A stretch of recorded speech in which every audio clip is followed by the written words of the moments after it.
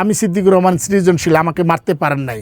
অন্তর্বর্তীকালীন সরকারে যারা ছিলেন তাদেরকেই বলছি, আপনারা এই দেশটাকে 18 মাস 19 মাস যে আওলা জওলা লাগাই গেছেন, পরবর্তী গভর্নমেন্টের সময় বা তারপরেও যারা আসবে তাদের জন্য অনেক টাফ হয়ে যাবে। বিকজ দিন শেষে আমরা দেশটাকে সুন্দর চাই। আপনি ড্রাইভ করার অভিজ্ঞতা নাই, আপনি কেন স্টিয়ারিংটা ধরলেন? আপনার এই স্টিয়ারিং ধরাটা আপনি মনে করতেছেন যে আমি গাড়ির মালিক, আমি নিজেই গাড়ি ড্রাইভ করব। একটি সিদ্দিকুর রহমানকে মেরে ফেলার চেষ্টা করেছিলেন, জেলে রেখে মেরে ফেলবে, সিদ্দিকুর রহমানের মনুষ্যত্ববোধ মেরে ফেলো, সিদ্দিককে নিয়ে আসো। কিন্তু সারা বাংলাদেশের অনেক মানুষকে আপনারা মেরে ফেলেছেন। এর মধ্যে যে একটা যেটা আপনারা বললেন, আমি এসে যেটা দেখছি হামের টিকা, আমার যে ভাইরা, যে মিডিয়ার ভাইরাই খুব সুন্দর করে বলেছিলেন আপনারা ঘুম আসে না, ঘুমাতে পারেন না,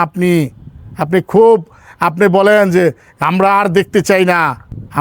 আমিও আপনাদের সাথে তখন কণ্ঠ মিলে বলতে পারিনি যে আমিও দেখতে চাই না, কিন্তু এখন বলতে চাই আমিও এই হামের যে ছোট ছোট বেবিরা মারা যাচ্ছে, আমি ওগুলো দেখতে চাই না, সত্যিকার অর্থে চাই না।